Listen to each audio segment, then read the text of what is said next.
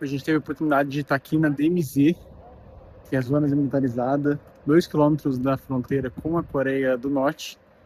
Esse é um antigo observatório que tem o End of Separation, Begin of Unification escrito. E daqui a gente foi a pé até o observatório novo que foi construído. E lá tem um terraço com binóculos para você observar o território norte-coreano. Uma experiência muito única. Deu para ver os fazendeiros norte-coreanos trabalhando, as vilas falsas que foram construídas, processo também de...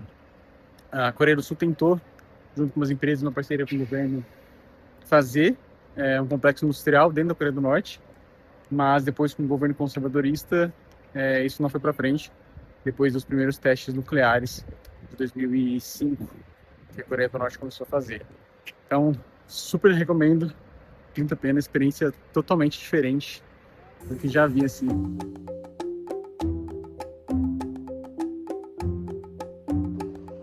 E esse monumento aqui, dentro aqui do parque, é um monumento que algumas vezes por ano coreanos vêm aqui, coreanos que tiveram família na Coreia do Norte, ou que não encontraram essas pessoas, ou que querem prestar alguma homenagem. Eles vêm aqui e ele está virado na direção da Coreia do Norte. Eles vêm aqui prestar as homenagens, acender incensos, rezar para essas pessoas. Também tem um programa de TV aqui na Coreia do Sul, que eu não sei se ainda faz, mas fazia para as pessoas tentarem encontrar familiares, porque as pessoas saíram de lá, saíram sem, às vezes crianças, sem saber o nome, sem saber quem era da família.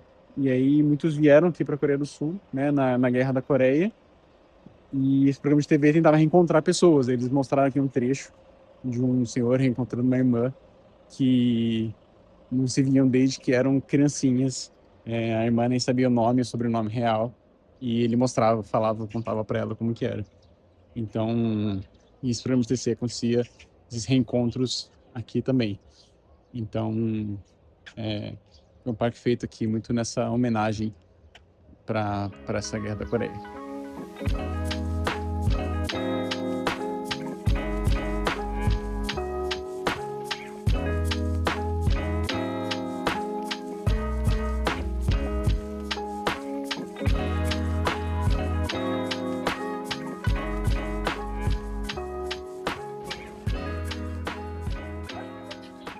Esse aqui é a Ponte da Liberdade, onde muitos prisioneiros que vinham da Coreia do Norte, que está mais ou menos a 7 quilômetros para lá, depois a gente vai mais perto.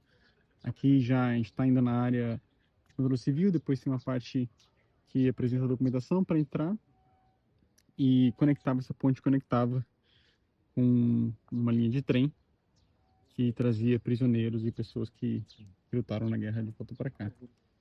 E ali no fundo tem muitas faixas, muitas mensagens que as pessoas deixam em homenagem aos familiares, ou pessoas que eles imaginam que estão no país, que estão na Coreia do Norte, e deixar boas memórias, boas lembranças. Depois a gente vai mostrar falar um pouquinho daquela região ali do parque. Tem uma locomotiva, que era o trem que fazia esse trajeto, foi bombardeado também durante a guerra.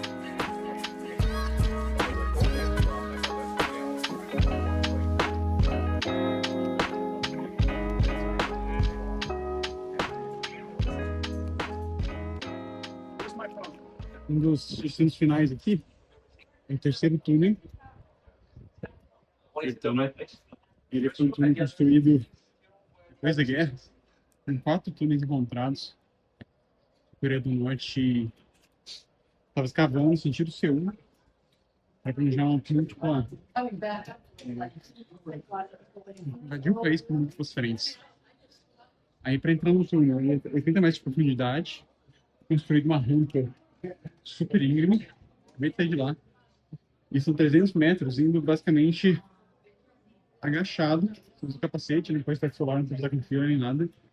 Bem apertadinho, tem que ir agachadinho e quase se arrastando em alguns momentos. As costas, enfim, doem bastante. A subida não é fácil. Mas, infelizmente, não pode tirar foto. Mas em qualquer espaço interno ali vai para a entrada no túnel. Essa parte foi construída, né? Pela Coreia do Sul. Muitos militares vêm aqui conhecer também. E ele entra, e ali na frente uma rampa que desce até o túnel. O cara sempre tem uma lojinha de souvenir. Dá uma lembrancinha pra casa, né?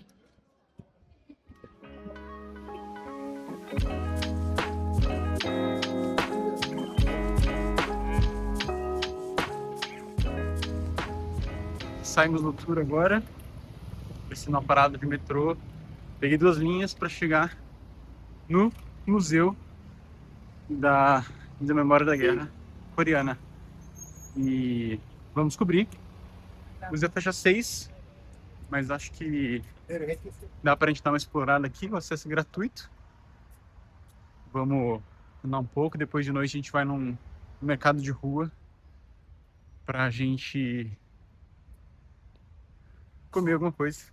Vou procurar alguma coisa para comer de local, assim, bem dessas barraquinhas mesmo de rua, nenhum restaurante hoje ainda. Por enquanto comendo mais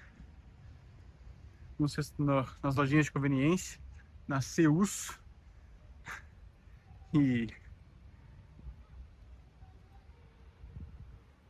depois a gente vai nos próximos dias conhecer alguns restaurantes. Aqui em Seul tem um restaurante de Michelin para comidas rápidas assim, e é bem baratinho, super famoso, bem na calçada assim, sempre tem muito rápido. Vamos experimentar provavelmente daqui 2, 3 dias. Vamos ver qual é que é. Vamos descobrir aqui a entrada. Ixi, não vou atrapalhar o vídeo ali, não.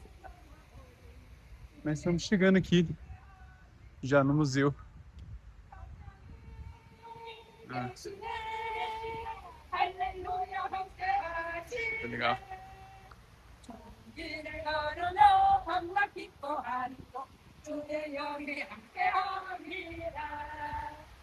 Chegamos aqui, turma. Cheguei aqui, vamos explorar. Tem um jardim externo, com exposição de aeronaves, artefatos da guerra. E uma exibição interna também. A última entrada é às 5.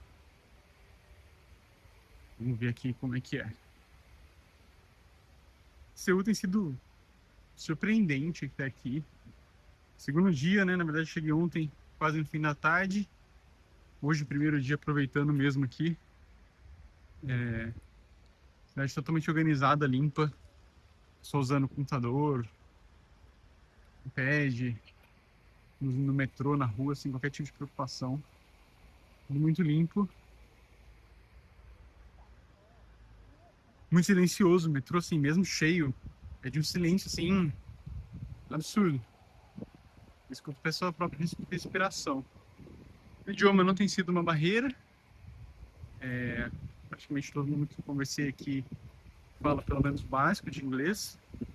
E os principais pontos têm os indicativos em inglês também. Lojas também super tranquilas, aceita a grande maioria aqui dos locais aceita cartão. Depois eu explico para vocês como funciona também o cartão do metrô, um cartãozinho que você compra.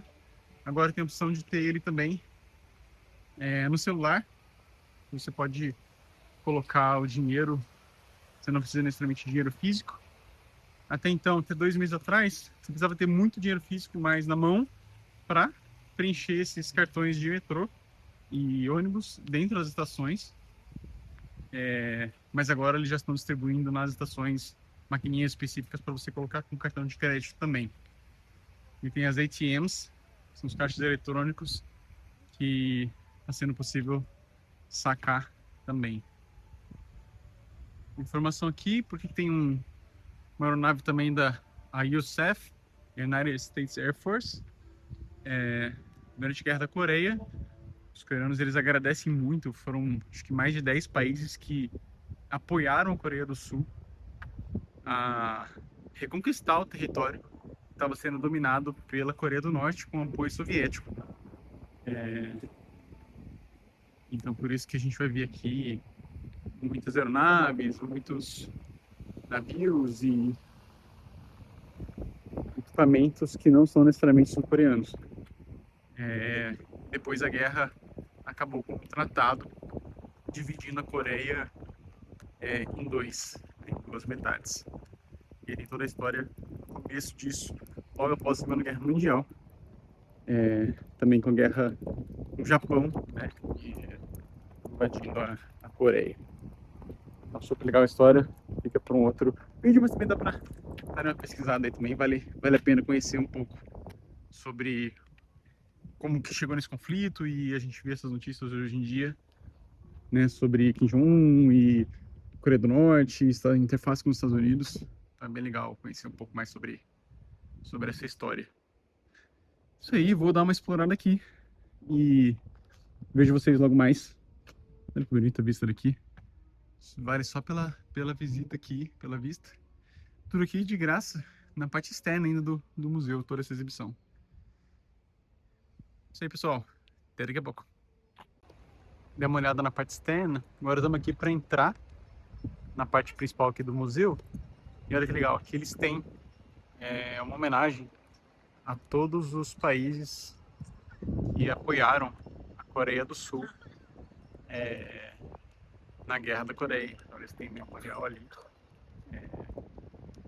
Aqui é a entrada principal do museu. E fato curioso, o único país latino na América do Sul que apoiou foi a Colômbia. A bandeira dele está ali. Agora a gente vai conhecer um pouco mais sobre como foi a Guerra da Coreia. Muito interessante nesse museu, ele é gratuito.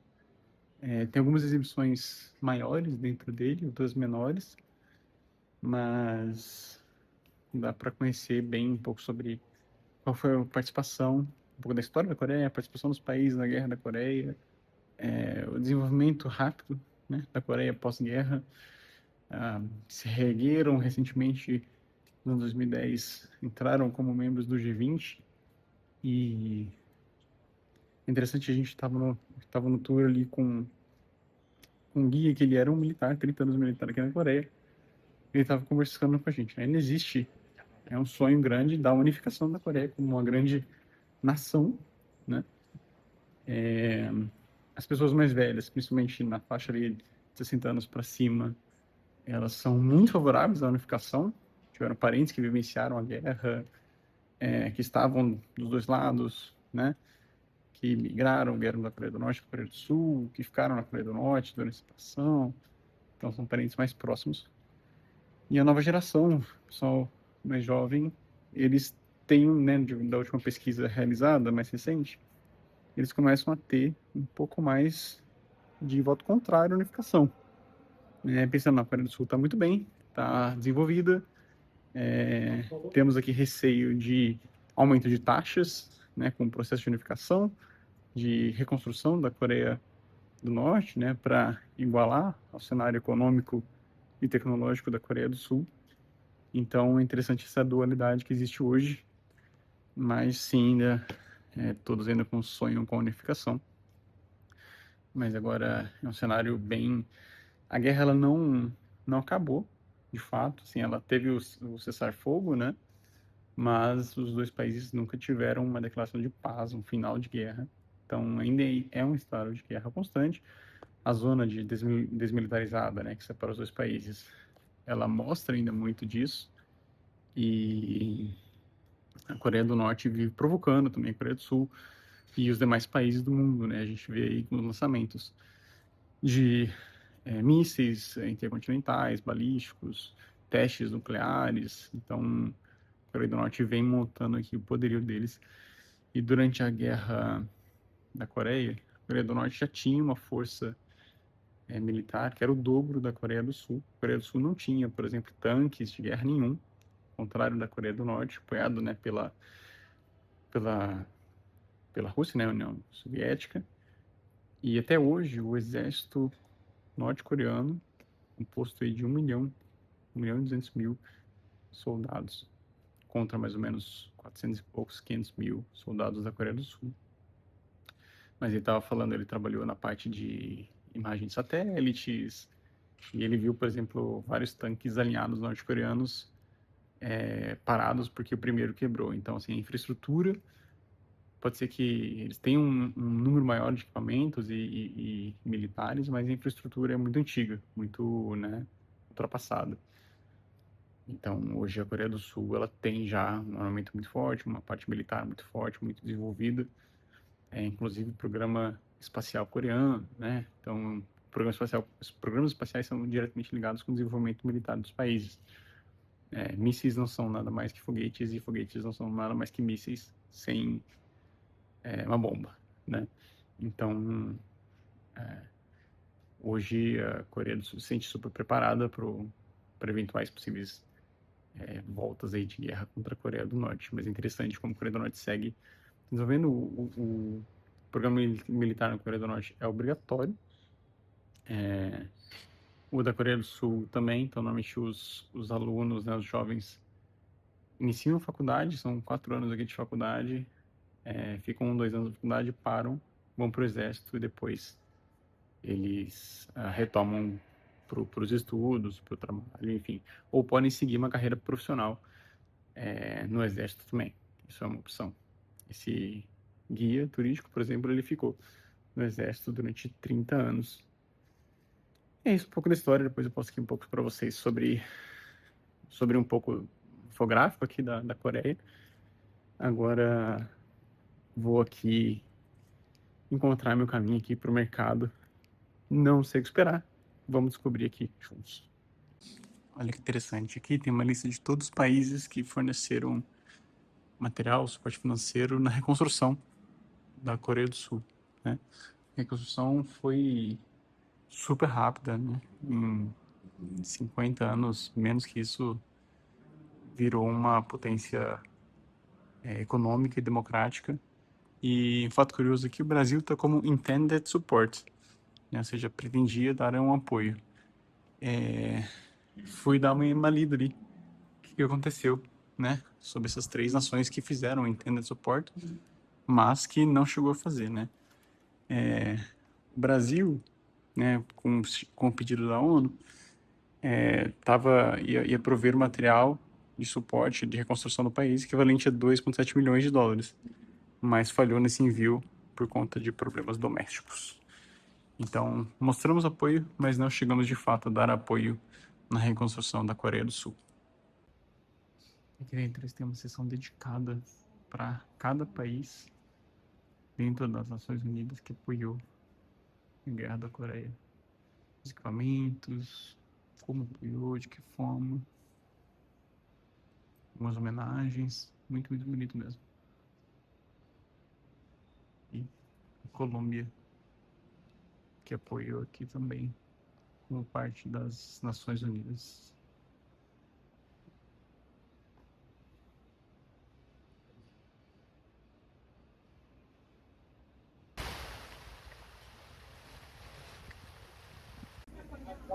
Saímos do metrô, estamos indo agora para o mercado Namdaeon Market, o mercado mais antigo da Coreia do Sul.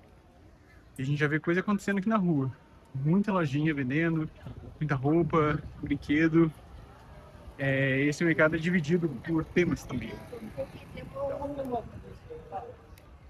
A gente vai conseguir achar comidas, presentes, roupas. Vamos atrás de comida. Eu tô morrendo de fome, hoje eu não sei. O tour foi super rapidinho, as paradas do tour. Hoje meio-dia. Agora a gente vai atrás aqui de algo para comer. Tem a parte mais turística, né? E depois aqui tem vários andares separados por tipo de mercadoria.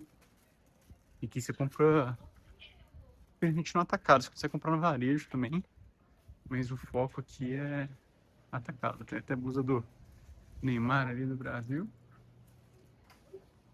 Tá precisando de uma aqui pra torcer pra Copa, né? Mais brinquedos, roupas. Tá aqui na área de roupa. Vamos explorar aqui mais comida. Óculos escuros. Esses preços aqui são realmente bons, pessoal. Muito bons mesmo. Vamos dar mais uma andada.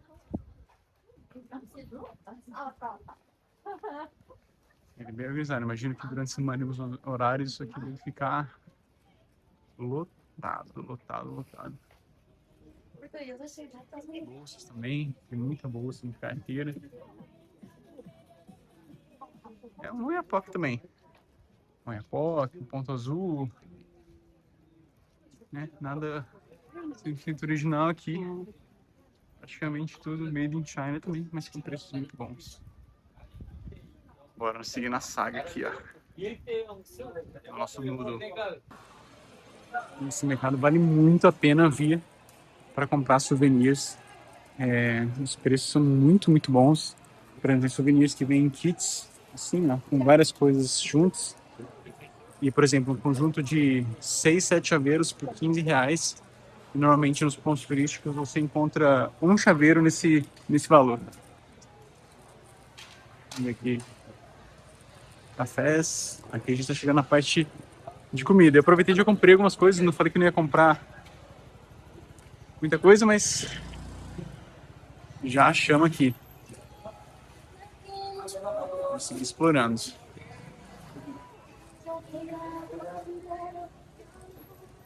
Já é uma parte mais de comidas, tá vendo? Mas no restaurante. Isso quando tem alguns assim, noodles, vamos procurar um pra gente experimentar. Descobri aqui os sabores. Claro que eu perguntei pra Iá.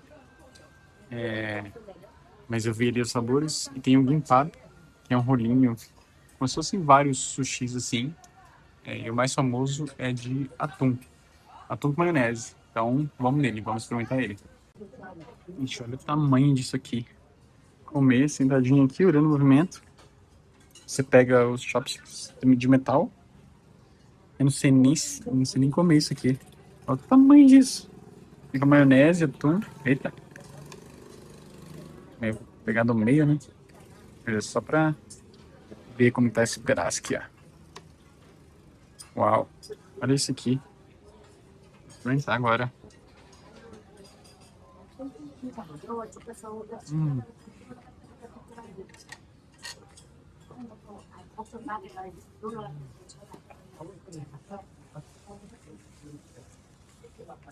Tem bastante maionese, mas fazer bagunça que é bom.